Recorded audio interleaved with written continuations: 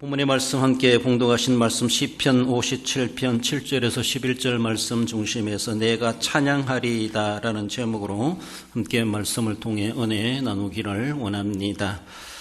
찬송의 유일한 대상은 하나님이십니다. 오직 하나님 외에는 우리가 찬송할 대상이 아니다라는 것이죠.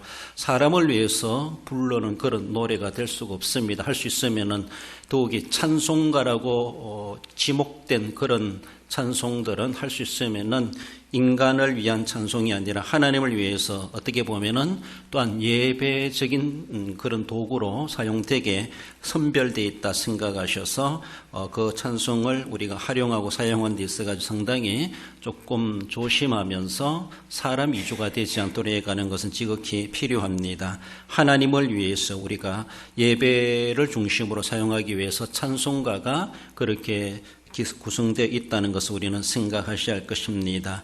찬송은 성도가 마땅히 행해야 될 바라라는 것을 우리는 늘 생각하며 찬송하지 않는 성도는 있을 수가 없다라고 말할 수 있습니다. 그래서 우리는 찬송하기 위해서 오늘도 존재하고 있고 우리 믿음 생활 그 자체가 입으로 부르는 찬송뿐만 아니라 우리의 인격과 삶을 통해서 하나님을 찬양하는 그런 삶이 계속되어져 가야 됩니다. 찬송의 현주소가 어떤 것인가 본문의 시편 기자가 알려주는 그런 내용을 통해서 함께 은혜를 나누기를 원합니다. 먼저는 새벽을 깨우는 찬송임을 말씀하십니다. 언제 찬송할 것인가? 어떻게 보면은 하루의 일과가 시작된다고 하는 시점인 새벽부터 해질 때까지 한다 이렇게 말할 수가 있죠. 8절에 내 영광아 깰지어다 비파야 수고마 깰지어다 내가 새벽을 깨우리로다. 새벽부터 온종일 우리는 하나님을 찬송하기를 마다하지 않을 수가 없습니다. 그러므로 찬송하는 것이 마땅히 할 바로다라고 말씀하시는 것은 언제 찬송할 것인가? 어쩌면은 일어나면서부터 또 잠들 때까지 시편 113편 3절에 보면 해 돋는 데에서부터 해 지는 데까지 여호와의 이름이 찬양을 받으시리로다. 여기서 대에서부터라는 것은 하나의 어쩌면 지리적이고 장소적인 것을 이야기하지만 그것보다 우리가 시간적인 개념으로 이해하면 더 좋겠다 싶습니다. 해 돋는 그 때부터 해 지는 때까지 그래서 우리가 실제적으로 활동하고 있는 그 활동 시간이다 그렇게 말할 수가 있고 전체로 보면은 진종일 하루 종일 어떤 상황 가운데 있다 할지라도 우리는 해 돋는 그때부터 해 지는 데까지 그렇죠. 우리가 그 한날의 삶 속에서 무슨 일을 당할는지 무슨 일을 겪을는지 알 수 없습니다. 하늘에 해가 떠 있습니까? 우리는 그 해 뜨는 그 시간 속에 슬픔의 시간일 수가 있고 문제의 시간일 수도 있지만 그러나 하늘에 해가 떠 있다면 여전히 나는 내 지상에서 어떤 상황과 상관없이 하나님을 찬송할 만한 찬송할 이유가 있고 찬송할 그런 시간대이다라는 것을 생각해야 됩니다.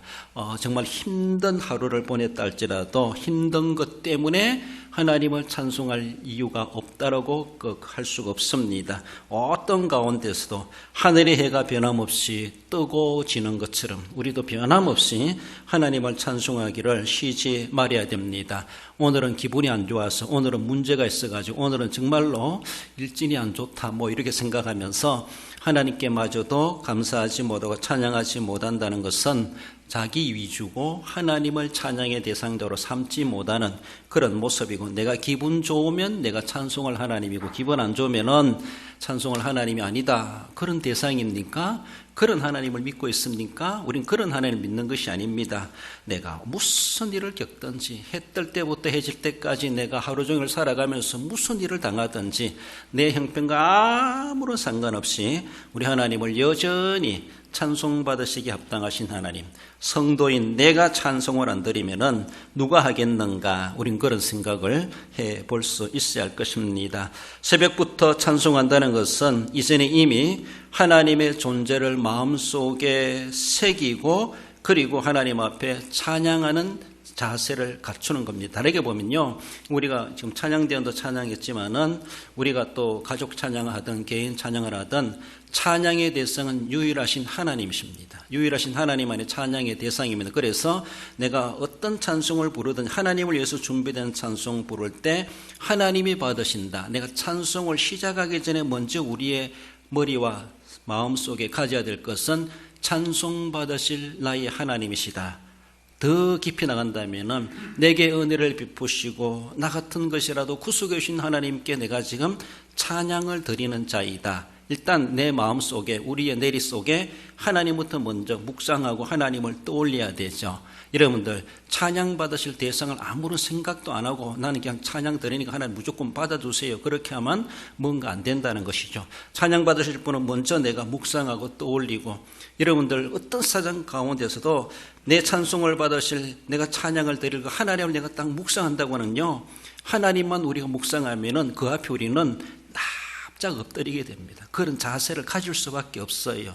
자기 겸허, 자기 겸손, 자기 낮춤, 하나님을 떠올렸을 때 나라는 존재는 버리지마도 못한 존재, 구더기 같은 야고바 이렇게 말하잖아요. 야곱을 향하여서도 그렇게 부른다면은 우리는 어떤 존재일까 생각해 보세요. 그래요. 우리는 하나님 앞에 그런 존재입니다. 내가 찬송 드릴 하나님이 그런 하나님을 내가 딱 일단은 평소에 살다가 잊어버렸다고 내가 찬양 드려야 되는데, 찬양 받으실 분은 그런 하나님이신데 하나님만 딱 생각하면은 북한의 사람들이 뭐 지존자 누구 이런 딱 부동차에 딱 하는 것처럼, 그것도 하고 말하는 것처럼 우리 하나님을 찬양한다 생각했을 때 이미 마음 머리에서 몸까지 딱 부동 자세를 갖추는 것, 나는 그 자세 완전히 코가 땅에 닿도록 엎드리는 그런 마음의 자세, 그 가운데서 찬양이 시작된다는 것이죠. 그렇습니다. 그러므로 하나님 앞에 찬양하려고 하는 사람이 아무런 옥깃과 마음의 옥깃을 여기지 못하고 찬양한다, 이건 너무나도 하나님 앞에 의시되는 찬송일 수밖에 없고 하나님이 받으실 만한 찬양이 될 수도 없다라고 볼 수가 있습니다. 그래서 해 뜰 때부터 해 지는 데까지 하나님을 찬양하는 삶이 된다면 항상 우리 하나님 앞에 납작 엎드리는, 내가 납작 엎드리는 만큼 하나님이 높아주신다는 것을 생각하며 더 나아가서는 우리의 말로 또 노래로 하나님을 높여드리는, 찬송하는 그런 삶. 그래서 새벽을 깨우리로다, 내 찬송 소리로 새벽을 깨우는 그런 삶, 내 기도의 삶으로서 내가 새벽을 깨우는 것은 동이 트니까 새벽이 깨어지는 것이 아니라 내가 하나님을 찾음으로 인해서 저 태양도 동쪽에서 떠오른다, 이런 생각. 그렇죠? 태양보다 우리는 전제되어야 될 것은 하나님이십니다. 하나님보다 다른 것들이 없을 수가 없습니다. 그러므로 우리의 마음과 옷깃을 여미고 그 자세 속에서 당연히 찬양하는 자의 올바른 전제되어야 될 자세임을 볼 수 있습니다. 하나님이 계시는 시간에, 모든 시간날에 우리는 하나님 앞에 찬양해야 되죠. 여러분들 시간적으로 바라볼 때 하나님이 아니 계시는 시간이 있습니까? 아니 계시는 시간? 우리 사람들은 났다가 죽고 그래서 옛날에 참 잘 살았는데 지금은 그분이 죽었다 없다 이렇게 말하니까 없어졌습니다. 종말을 보였습니다. 그러나 우리 하나님은 영존하시는 하나님이십니다. 뒤에 가서도 말씀드리지만 아니 계신 곳이 없으신 하나님이십니다.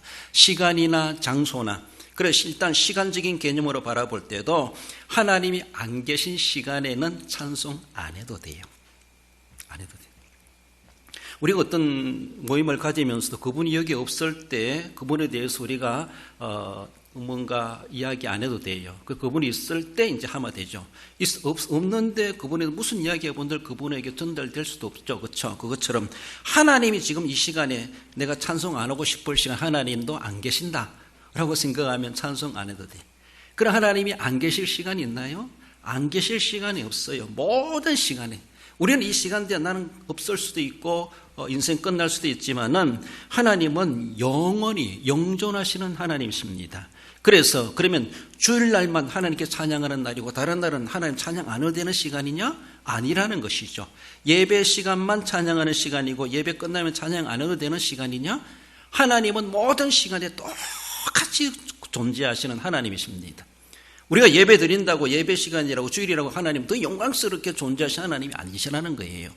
평일날이나 언제나 낮이고 밤이건 동일하게 영광 중에 영원히 1분 1초도 안 계실 것이 없이 하나님은 그렇게 계신다면은 우리 시간이 들쑥날쑥 우리가 기분이 다를 수가 있고 우리의 가치가 다를 수가 있고 부여하는 의미가 오늘 다르고 내일 다를 수도 있겠지만은 하나님은 그렇지 않습니다. 우리는 주가 하나님이며 내 찬송을 받으실 하나님이기 때문에 내 형편사정이 어떻든지 감정이 어떻든지 내 일거리가 어떻든지 그 동일한 시간은 하나님에게는 똑같은 시간이에요. 그러므로 하나님 앞에 찬양하지 못할 이유가 없다라는 것입니다. 그래서 해 뜨는 데부터 해 지는 데까지, 시간적으로 볼 때 해 뜰 때 시간부터 해 지는 시간까지 하루 종일이라고 말할 수 있죠. 그렇다고 밤엔 안 하냐? 그건 아니죠. 일단은 시간적으로 바라볼 때, 우리가 활동하는 그 시간을 바라볼 때 낮 시간을 이야기하는데, 낮이고 밤이고 하나님은 여전히 졸지도 주무시지도 아니하시고, 밤이라고 침묵하고 계신 하나님이 아니시고, 없어지는 하나님이 결코 아니시고, 출장 가신 하나님이 결코 아니시라는 겁니다. 시편 41편 13절에 보면은 이스라엘의 하나님 여호와를 영원부터 영원까지 송축할지로다. 아멘 아멘. 시간적으로 볼 때 영원부터 영원까지, 하나님이 계시는 그 시간으로 볼 때는 영원부터 영원까지래요. 영원부터가 언제부터고 영원까지가 언제까지인가, 말 자체가 무슨 있는데, 아무튼 하나님 앞에 모든 시간대 언제 할 것인가, 지금 이 시간이 어떤 가운데서도 하나님 앞에 할렐루야 아멘하며 찬송해야 될 찬송의 현주소는 바로 시간적으로 볼 때는 항상 지금이다라는 겁니다. 예배 시간 찬양대는 보여주기 위해서 조직되고 세워지는 찬양대가 결코 아닙니다. 남들에게 뭔가 보여주기 위해서, 그리고 교인들은 구경하라고 세워진 찬양대가 결코 아닙니다. 지금도 찬양대가 찬양했습니다. 오전에도 찬양대가 찬양을 했습니다. 그렇다면은 찬양대 아닌 분들은 앉아 계시면서 뭐 했는가? 찬양대 하는 그저 구경했는가? 찬양대원들은 보여주기 위해서 구경하세요, 우리가 찬양할 테니까 하기 위해서 구경꾼이 있고 공연하는 팀이 있고 뭐 그런 겁니까? 아니라는 거예요. 교회 찬양대는 보여주기 위해 있는 찬양대가 결코 아닙니다.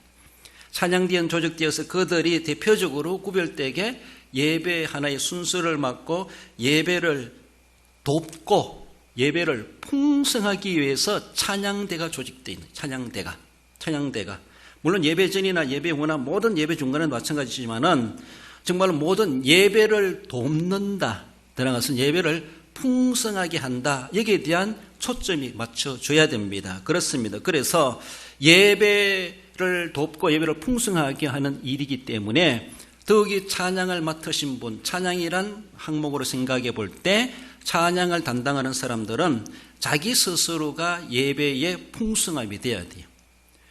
예배는 돕기는 하는데 내 예배는 없다, 이거는 자기 손해예요. 자기 손, 그러면 안 돼요. 늘 말씀드리지만은 내가 예배를 돕는 자예요. 예배를 나로 인해서 내가 역할을 통해서 풍성하게 돼요. 남들에게 풍성하게 또 편리하게 해줄 수가 있어요.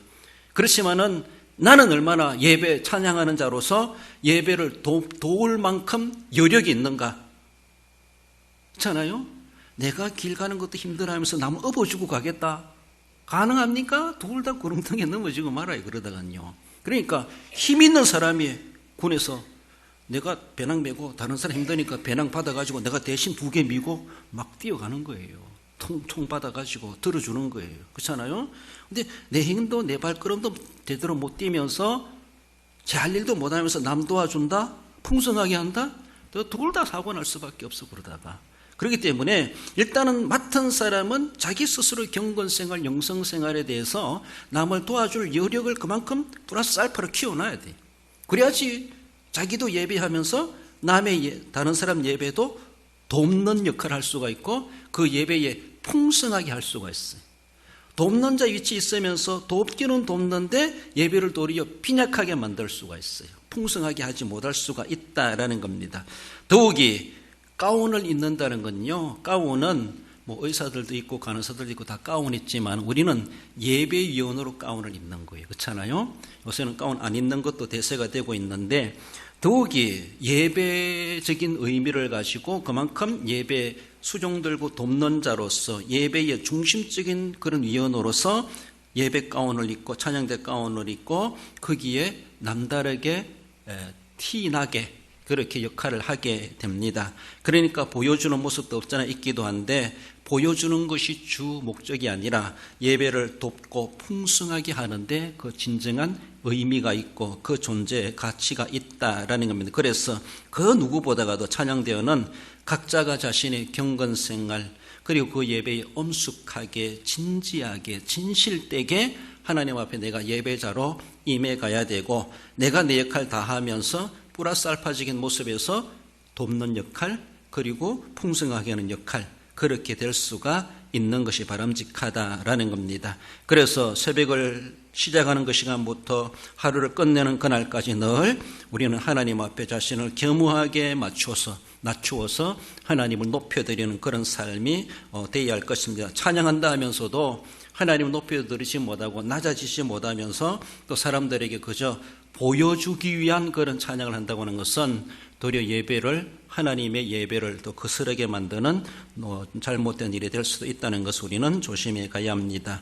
새벽을 깨우는 찬송이 되어야 될 것을 말씀합니다. 나아가서 내가 찬송하리라고 하는 것은 만민 중에서 찬송하게 될 것을 말씀하죠. 9절에 주여 내가 만민 중에서 주께 감사하오며 문나라 중에서 주를 찬송하리이다. 어디에서 찬양할 것인가? 그 장소적인 모습이 이제 나옵니다. 하나님이 안 계신 곳에 가서는 찬송 안 해도 돼. 여러분들 저 절간에는 하나님이 계실까? 그 부처님이 계신가? 이렇게 됩니다. 물론 하나님 아니 계신 곳이 없어요. 그래요. 하나님의 땅에 우상들이 세워나와서 그렇지 하나님 창조하신 세계입니다. 그래요. 하나님이 계신 곳이 모든 곳에 그래서 어디에 가서든 우리는 하나님을 찬양하지 못할 이유가 없어요. 산꼭대기에 가서 찬양할 수 있고 바닷 가운데 가서 막막한 사막 가운데 가서도 하나님께 부르짖고 하나님을 찬양할 수 있어요. 암스트롱은 달 날아가니까 거기도 하나님이 계시더라 이렇게 신앙을 고백하지 않습니까? 하나님 봤나요? 보지 않았지만은 하나님을 느끼는 거예요. 하나님이 창조하신 이 세계 우주의 세계를 보면서 여기도 하나님의 손길 하나님이 계시는구나. 믿는 사람들은 거기서도 하나님을 느끼고 발견하고 고백을 합니다. 하나님이 아니 계신 곳이 없어서요. 무소부지하신 하나님이시다. 그러므로 하나님 여기 계시다면 여기서 내가 하나님을 찬양할 수 있는 성산이 되고 성전이 되고 예배가 될 수가 있습니다. 시편 139편 8절 9절에 보면 내가 하늘에 올라갈지라도 서울의 자리를 펼지라도 바다끝 거기서도 주의 손이 나를 인도하시며 나를 붙드시리이다. 어디를 가겠습니까? 하늘 끝에 바다 끝에 어디에 간다 할지라도 거기에 하나님이 계시고 하나님을 만날 수가 있고 거기서 내가 부르짖고 부르는 찬양을 하나님은 다 듣고 보고 알고 계시고 받으시는 우리 하나님이시다라는 겁니다. 하나님이 아니 계신 곳이 없으시기 때문에 우리가 어디를 가든지 찬송하지 못할 장소다 이렇게 말할 사람은 아무도 없습니다. 그렇습니다. 교회에서 찬양합니다. 우리 일터에서 찬양합니다. 바알과 실라는 감옥에 갇혔으면서도 사도행 16장 25절에 감옥 속에서도 억울하게 감옥에 갇혀 있으면서도 그들은 하나님을 찬송할 때 놀라운 기적을 경험했던 것을 볼 수가 있죠. 모든 삶의 현장이 모든 장소로 보면 모든 장소가 다 하나님이 계신 곳이고 거기서 우리가 찬송해야 된다는 것이죠. 오전에도 말씀드렸죠. 새벽에도 말씀을 나눴지만은 유다 백성들이 예루살렘에 있을 때만 하나님 여호와 하나님이십니까? 바벨론에 포로로 끌려갔다 할지라도 서양 사람들이 이해해 주지 못하고 그 신앙적인 인프라가 없다 할지라도 안식일이 뭐고 율법이 뭐고 그 사람들을 모른다 할지라도 그 틈바구니에서도 유다 백성들은 거기서도 하나님을 찬양하고 하나님 앞에 주어진 여건 환경대로 하나님을 인정해드리고 하나님의 신앙을 고백해야 되죠. 그렇습니다. 그러면 우리는 교회에서나 학교에서나 일터에서나 직장에서나 어디를 가든지 교회에서만 하는 것이 아니라는 것이죠. 장소로 바라보면 언제 어디서나 하나님께 올려드릴 찬송이다 라고 하는 것입니다. 형편과 환경과 처지가 좋든지 자유인으로 살아가든지 감옥에 갇혀 있다 할지라도 찬양하지 못할 이유가 없고 그 내가 있는 그 장소 그 자체가 하나님께 찬송할 만한 찬양대석이다. 우린 그런 생각을 할 필요가 있습니다. 말라기 1장 11절에 보면은 만군의 여호와가 이르노라 해 뜨는 곳에서부터 해 지는 곳까지 내 이름이 크게 될 것이라 내 이름이 이방 민족 중에서 크게 될 것임이라고 말씀하십니다. 그렇습니다. 해 뜨는 데부터 해 지는 데까지 그 곳 장소를 이야기하죠. 뿐만 아니라 이방인들이 살아가는 그 현장이라 할지라도 하나님의 이름은 높임을 받게 되고 크게 될 것이다. 하나님의 이름이 높여져야 될 것을 그렇게 말씀하십니다. 성도는 교회 안에서 예배 때만 그리고 가운을 입었을 때만 경건한 자로 하나님 앞에 찬송하고 예배하는 것이 아니라는 것이죠.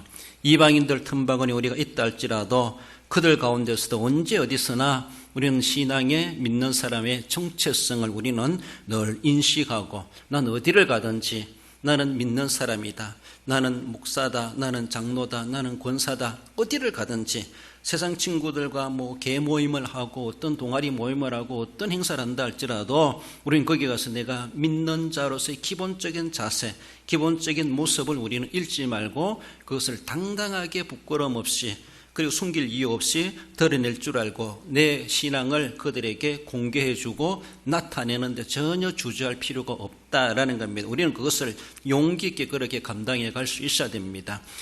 도리어 남들이 그렇게 칭찬해 줍니다. 그러니까 내가 용기 있게 하지 않으면은 저거 믿는 것이 현찮게 믿는가 보다 이렇게 생각할 수 있는 남들이 그렇게 봅니다. 그러니까 믿음을 우리는 확실하게 도리어 그런 데 가서는 교회 와서는 조금 우리가 등한시해도 다 이해되지만 그런 데 가서 확실히 안 하면요 다른 사람 우리를 비방합니다. 믿으려면 똑바로 믿지 저렇게 믿나 이렇게 사람들이 자기들도 안 믿으면서 믿는 우리들이 현찮게 믿는다고 그걸 또 평가를 저조하게 한다라는 것이죠. 그런 평가받지 않도록 정말로 우리가 믿는 하나님 확실한 하나님이다. 그럼 내가 확실한 믿음을 그들에게도 보여줄 수 있어야 되죠. 로마서 15장 6절에 보면은 한 마음과 한 입으로 하나님 곧 우리 주 예수 그리스도의 아버지께 영광을 돌리게 하려 하노라. 한 마음과 한 입으로. 그러니까 파트는 다르다 할지라도 소프라노, 테너 다 다르다 할지라도 조화 있게 화음 맞춰가지고 한 마음과 한 입으로 우리 주 예수 그리스도의 아버지께 그래서 늘 예수 그리스도를 우리는 늘 통과되는 그런 모습에서 아버지께 영광을 돌리게 하리 하노라. 아버지께 영광을 돌리는 그런 삶 늘 우리의 찬송이라고 하는 건요 구속의 은혜의 감격 이것이 가장 기본적인 찬송의 주제가 되고 찬양하는 자의 마음의 자세 마음의 옷깃을 내미는 그 자세는 다시 한번 더 구속의 은혜를 되새기는 것 그것이 가장 우선되고 중요하다고 말할 수 있습니다. 야고보서 3장 10절에 보면 한 입에서 찬송과 저주가 나오는도다. 내 형제들아 이것이 마땅하지 아니하니라. 가운 입고 찬양을 하는 사람이 가운 벗었다고 그 입에서 저주의 소리가 나온다는 것은 있을 수가 없고 그것은 마땅하지 아니하도다. 그렇게 말씀합니다. 난 이제 가운 벗었으니까 난 편하게 살아가야지. 그런 것도 있어요. 가끔 저도 늘 넥타이 매고 옷 입으니까 경건한 것 같고 참 믿음 좋은 것 같은데 때로는 목사들끼리 어디 가도 나도 청바지 입고 좀 속된 말로 좀 날라리 같은 그런 복장 해가지고 좀 쏙 편하게 목사 티 내지 말고 막 머리도 헝클어지고 막 이렇게 살아가면 얼마나 좋겠나 막 이런 생각도 들어요. 그 직분이란 그 자체가 믿음이란 그 자체가 때로는 우리를 발목을 잡는 것처럼 올가미 역할을 해요. 거룩한 올가미라고 볼 수가 있어요. 그러니까 일탈하지 않고 빗나가지 않고 방탕하지 않고 어느 정도는 그래서 그것이 나를 그래도 잡아주고 있구나 불편하지만 잡아주고 있구나 그런 생각이 들어요. 그러나 어떨 때는 다 내려놓고 세상 나 모르는 데 가가지고 나도 만 자유롭게 한번 살아보고 싶다 막 이런 욕구들도 없잖아 있기도 합니다. 그렇지만 우리는 어디 간들 말씀드렸잖아요. 그 시간에 거기에 하나님이 안 계시다면은 우리는 막 살아가도 돼. 그러나 너무나도 감사하게도 그 시간에 그 장소에 하나님이 떡하니 서 계시는 거예요. 우리 눈에 안 보이지만 하나님은 다 보고 계시는데 어떻게 내가 하늘에 올라갈지라도 서울에 자리를 펼지라도 바다 끝에 간다 할지라도 하나님을 피할 수가 없구나. 아담아 어디 있느냐? 숨어 있는 것도 다 알아요. 그래. 저 배미창에 잠자고 있는 요나도 하나님 다 알고 계십니다. 저 바다 물속에 무엇을 했는지 물고기까지도 길을 다 하신 우리 하나님이신데 머리카락까지 다 세신 받으신 하나님이신데 그걸 하나님 눈을 어떻게 피할 수가 있겠습니까? 아무리 신분을 다 떼어놓고 남모르는 데 간다 할지라도 하나님께는 남모르게 할 수가 없다는 것이죠. 그러므로 우리가 살아가면서 내가 가운 입고 찬양 부르는 그 입을 가지고 가운 벗었다라고 해서 저주가 나오는도다. 하나님 그 저주 소리도 다 보고 듣고 계시다는 거예요. 우리가 삶의 현장에 행하는 그 모든 이렇게 하는 모든 말들 그것이 하나님 다 계시는데 어쩌면은 만민 중에 어디서 가든지 간에 우리는 찬양하는 입술이 되어야 되고 찬양하는 삶이 되어야 되는데 교회 밖에 나아갔다고 해서 성질 난다고 해서 뭔가 잘 안 된다고 해서 남이 그렇게 한다고 해서 우리 입에서 찬송 부르는 우리 입에서 우리의 마음에서 저주가 나온다는 것은 내 형제들아 이것이 마땅하지 아니하니라. 찬양대원에 자격이 없는 거나 똑같아요. 그러면요. 그러므로 우리는 늘 구속의 은혜를 감격을 가지고 할 수 있으면 우리도 인간이고 성질 나다 보니까 감정을 표현할 수밖에 없는 우리의 모습이기도 하지만 그러니까 늘 하나님 앞에 자신을 처복종시키고 납작 엎드리고 회개하고 또 하나님 앞에 찬양하러 나왔습니다. 이 몸이 또 나왔습니다. 하나님 내 입술을 주님의 숯불로 찢어주시고 정결케 거룩하게 여겨주시고 하나님 앞에 찬양하기에 부끄럽지 않는 내 마음과 내 입술이 되게 해주시고 성령의 기름 부어주시옵소서 발라주시옵소서. 우리는 그런 자세 속에서 만민 중에 어디를 가든지 하나님을 찬양하기를 우리는 주저하지 말아야 할 것입니다. 마지막으로 내가 찬송하리이다라고 하는 것은 주님의 이름을 찬송해야 될 것을 말씀합니다. 무엇을 찬송하는가라는 것이죠. 10절에 무릇 주의 인자는 커서 하늘에 미치고 주의 진리는 궁창에 일어나이다. 이름을 찬송한다는 이름이라는 것은 그 사람의 전체입니다. 임윤건 하면 임윤건의 모든 것이 다 나오는 거예요.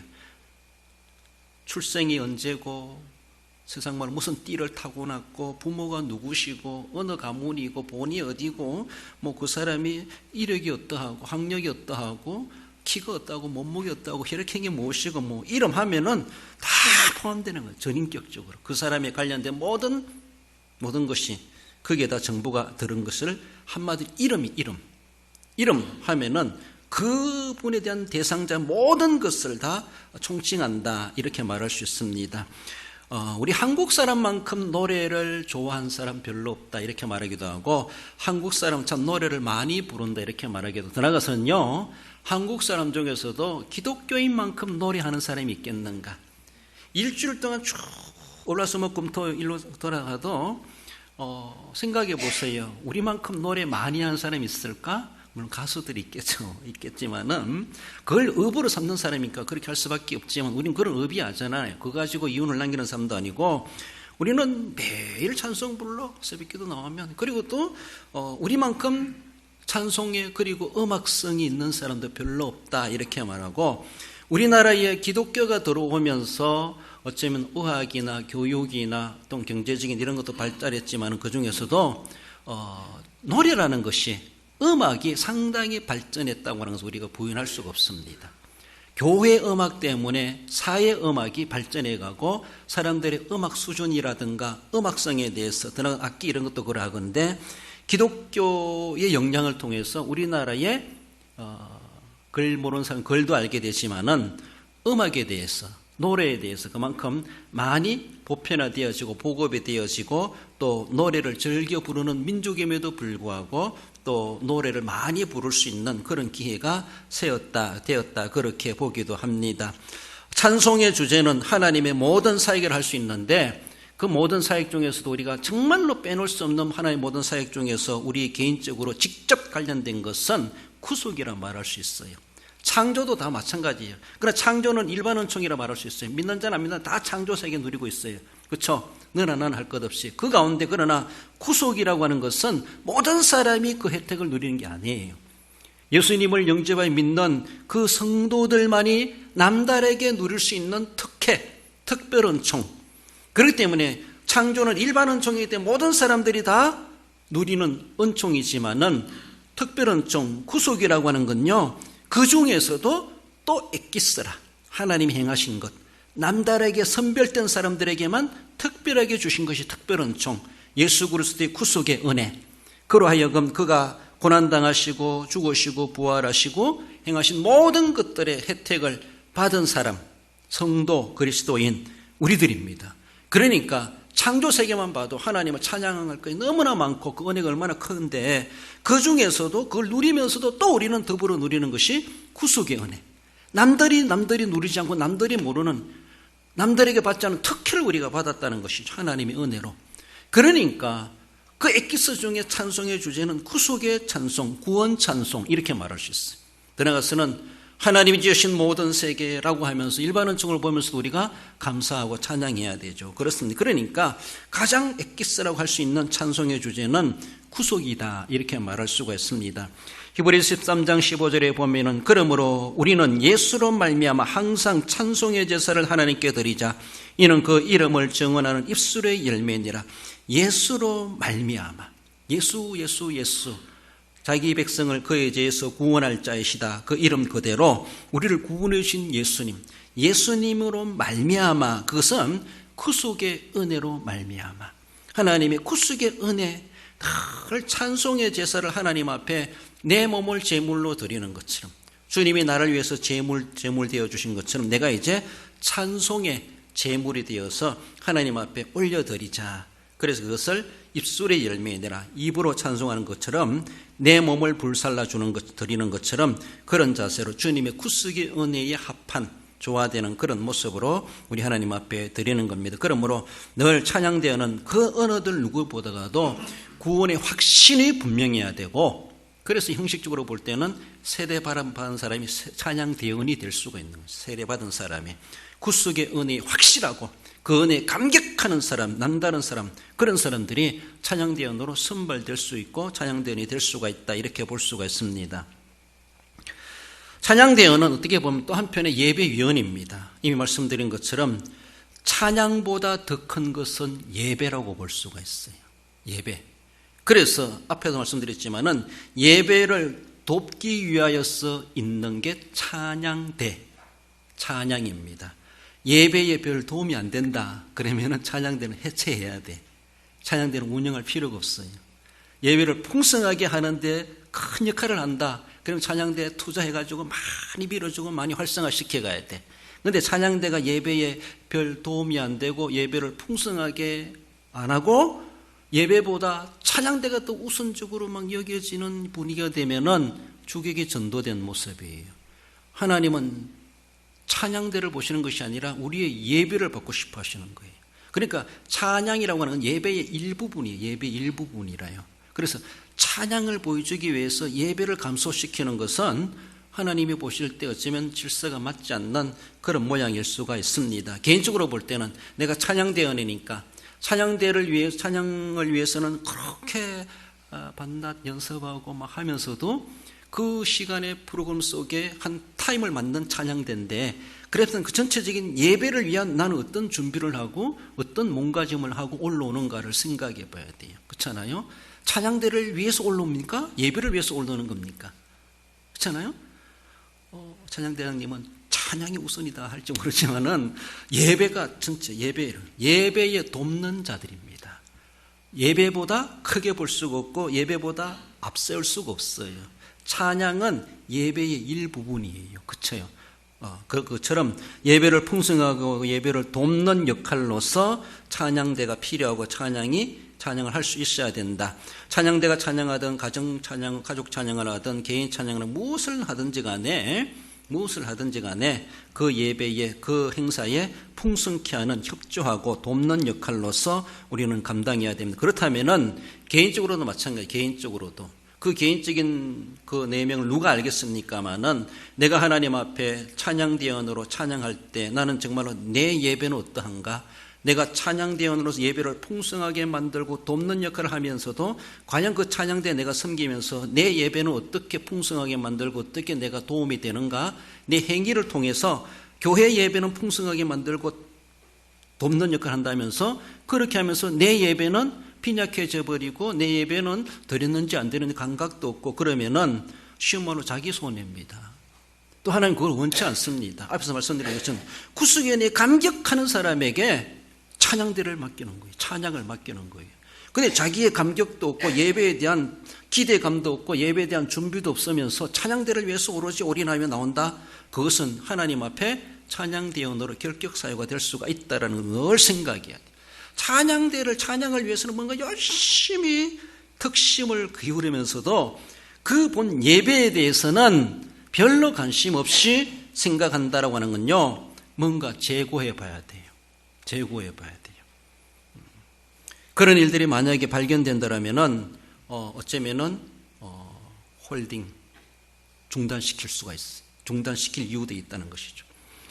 찬송받으실 분은 하나님이신데 그 하나님께 예배보다 다른 것들이 더 우선된다라면은 그 예배는 하나님께 올라가는 것이 아니라 자기들 예배가 자기들이 받는 자기들이 영광을 거두는 그런 자기들의 보람을 위해 사는 것이 될 수가 있다는 겁니다. 그러므로 우리의 마음이 어디에 쏠려져야 되는가?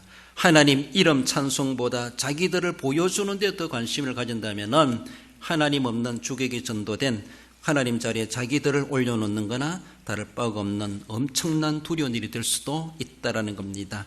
특별한 공연이 아닌 이상 예배를 위한 찬양이라면은 정말로 찬양보다 예배를 더 중시하고 예배에 더 올인하고 예배에 더 몰두할 수 있어야 돼. 몰두할 수 있어야 됩니다. 그러므로 찬양대 때문에 내 예배가 안 된다 그러면요 조용히 대장님한테 이야기하세요. 내가 찬양대 때문에 도저히 내 예배가 안 돼요. 아직 제가 그까지 감당할 수 없습니다. 죄송한데 조금 제가 훈련 좀 더 하고 하면 안 되겠습니까? 이게 정직한 자세예요. 솔직히 말해서 그것이 정직한 자세예요. 들어가나 나가나 하나님을 찬송한 우리 성도가 되어야 되는데 마태복음 시편 110편 4절에 보면 감사함으로 그 문에 들어가며 찬송함으로 그의 궁중에 들어가서 그에게 감사하며 그의 이름을 송축할지어다. 무슨 말입니까? 들어가며 찬송하고 들어가서도 찬송하고 바꾸어 말한다면은 나가면서도 찬송하고 나가서도 찬송하고 그래서 들어가면서도 찬송하면서 올라가고 들어가서도 궁정에 들어가서도 찬송이 끊이지 않고 그 안에서 찬송했습니까? 나가면서도 찬송하고 나가서도 찬송하고 이런 모습을 우리에게 말씀하십니다. 그러므로 그 찬송의 주 대상은 하나님 앞에 내가 들어가나 나가나 거기 있으나 밖에 있으나 늘 우리는 하나님을 찬송하는 그런 삶, 주님의 이름을 찬송하는 것, 내 찬송을 통해서 하나님의 이름이 높임을 받는 것, 내 예배를 통해서 하나님이 영광을 받으시는 그 일에 우리가 협력하고 그 사명을 가지고 그런 의미와 그런 인식을 가지고 찬양되고 운영되어야 되고 그렇게 헌신해 갈 수 있어야 할 것입니다. 말씀을 믿습니다. 우리 함께 읽어봅시다. 결론적으로 찬송으로 새벽을 깨우는 시작으로 만민 중에 하나님을 나타내므로 보다 더 인격과 영성이 있도록 성화되어 늘 하나님을 찬송하기에 합당한 성도가 됩니다. 그렇습니다. 찬송은 그렇게 연습하며 준비하면서도 자기 성화에 대해서는 준비되지 못하고 예배를 위한 준비되지 못한다면은 사람들에게 보여주기 위한 찬양대가 될 수가 있다. 그것이 아니라 남들에게는 서툴하게 보인다 할지라도 도리어 그 일을 통해서 예배를 풍성하게 만들고 예배를 돕는 역할로서의 그 귀한 기능을 충분히 발휘해 가시고 그것까지도 감당하심으로 그래서 남다르게 하는 것이기 때문에 주님 앞에 칭찬받고 하늘의 상을 받기 합당한 귀한 자리라는 것을 기억하시며 내가 찬송하리이다. 아침부터 저녁까지 언제 어디서나 그리고 오직 주님의 이름만을 높여드리기 위한 찬양, 그 찬양대원으로서 귀하게 헌신해 가시고 또 그 일에 모두 협력해 가시고 하나님 앞에 귀중하게 들은 쓰임 받으시는 우리 모든 찬양대원 여러분, 우리 모든 성도 여러분들 되시기를 주님의 이름으로 축원드립니다.